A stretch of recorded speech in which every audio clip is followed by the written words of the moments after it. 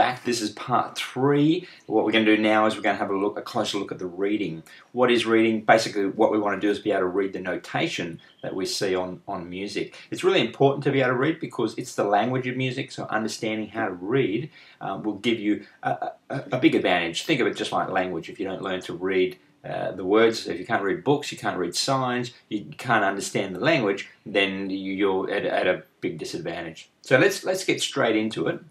What I want to do is try and make this part of the lesson as practical as possible, so I'll move quickly through the things that you need to know. The reading process that we use here is a 4-step process. So it requires step number 1 is listening, step number 2 is rhythm, so getting the timing, then step number 3 is the other notes, which we call melody, and the last step is obviously combining it all together. So let's begin by just identifying some of the things that we need to know about reading. If you go to the reading book, the first page you'll see there after the title, it's called Why Read Music. Have a read through that. It just sort of backs up what we're talking about here, the advantages to reading. Now what we're going to do is go through some of the basics here. You already know the finger numbers. Just to revise, 1, 2, 3, 4, the string numbers, 1, 6, string names, etc. All those things were covered earlier on, so we don't need to really spend time on that.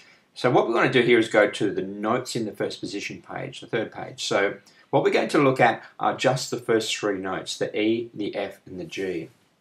So if we start off here, you're going to play the very first string. So you can see there, playing the first string. So this is where the E is the open, so no fingers on that first string. The F is the first finger, and then the G is the third finger. Remember your technique, keeping the finger up close to those frets. Okay, so let's just practice that, going E, F, G, F in that order. So E, F, G, F. 1, 2, 3, 4, E, F, G, F. That's it. So just do that for a little while. Get used to those notes. If you need to, pause the video now and just practice that for a while, just to get used to those 3 notes, E, F, and G. So when you learn to play a piece of music, what you want to try and do is start off by playing through the scale that you're going to use. Get to know the notes. So if you're playing in the key of C and it involves this range of notes, practice playing that scale several times before you start on the song. That way you're in the zone. And this is a tip especially for people who are in the beginning or in the early stages of reading. Try to play the scale or the range of notes that you're going to need to play that song. Okay, so let's move on. There are, as you can see, there are other strings there right through the 6th string, but we're just going to do the first string today. That's all you really need to do. If you just go through the music theory basics, what we've got here is we need to understand the parts of music that as they apply to the guitar.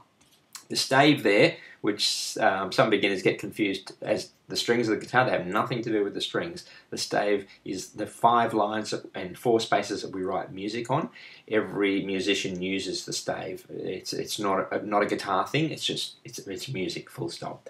The treble clef there, that's for guitar players. So it doesn't mean just guitar players. There are other instruments who use it as well. But we're looking for the treble clef because our instrument is written on the treble clef.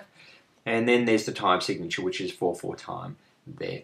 Okay, so looking at the note values, if you can just go over those, a whole note, a half note, a quarter note, 8th note, 16th note, just get familiar with those. We're not going to go into depth on this video. What we're going to do is jump straight into doing some of the exercises to get you familiar. I want to try and use as much of this time as possible to get you playing and get you understanding the actual reading process. So the exercise number 1 there is all on the E note. So if we go through the lines and spaces just to understand what notes are which, the 5 lines are represented by E, G, B, D, F, and you can use the little, just to remember it, just use every good boy deserves fruit. It's a quick way to remember it. Again, every good boy deserves fruit. Everybody who did music at school will know that, but for younger kids who haven't done music, that's what you want to learn. Every good boy deserves fruit, and that will help you to understand each of the 5 lines. Now the spaces, just remember the word face, F-A-C-E. So if you look at the very first note that we're learning, which is E, it's the fourth space up, F, A, C, E. So that represents the open note. So again, that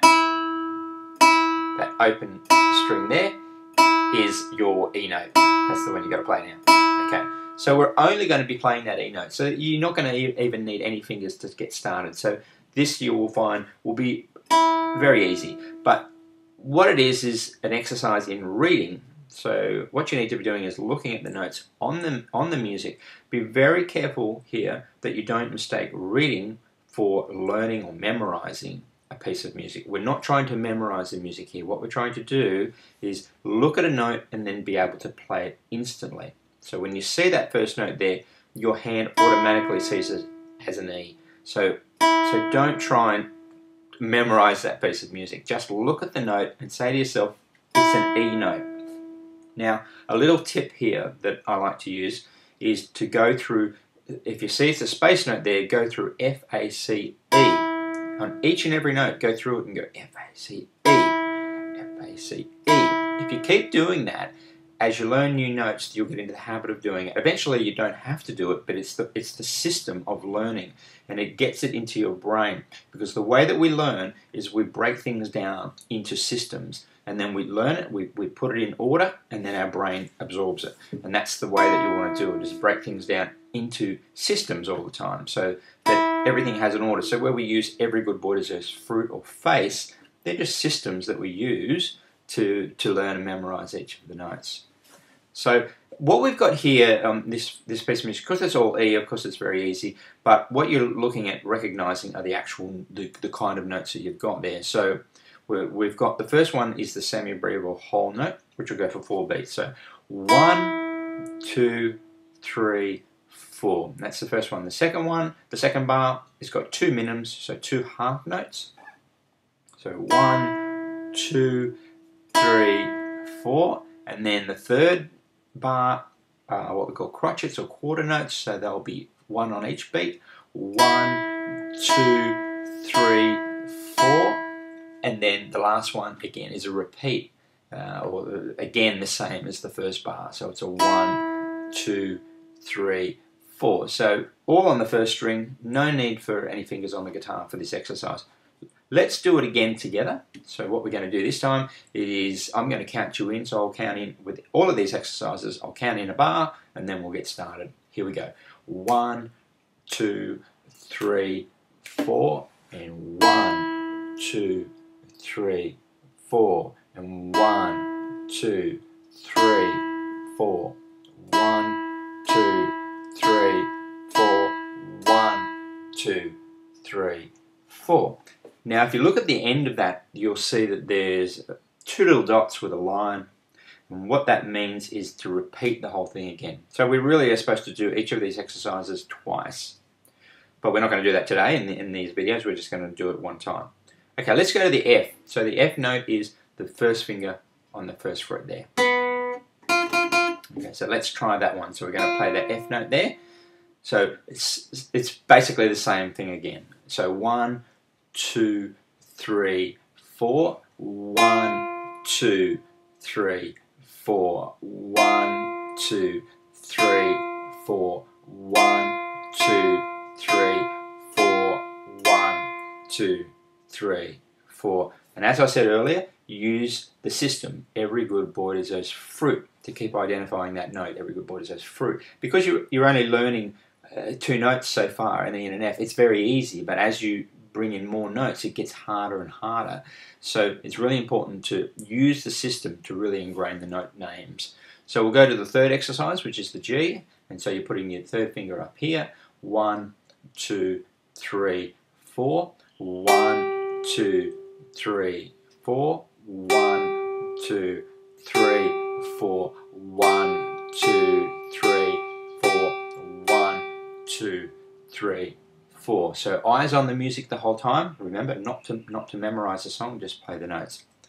So the last thing we want to do here, and this is really for your work for the week in the reading, is to be able to do the first 4 exercises. 1, 2, 3, 4. That's all you need to do as a beginner.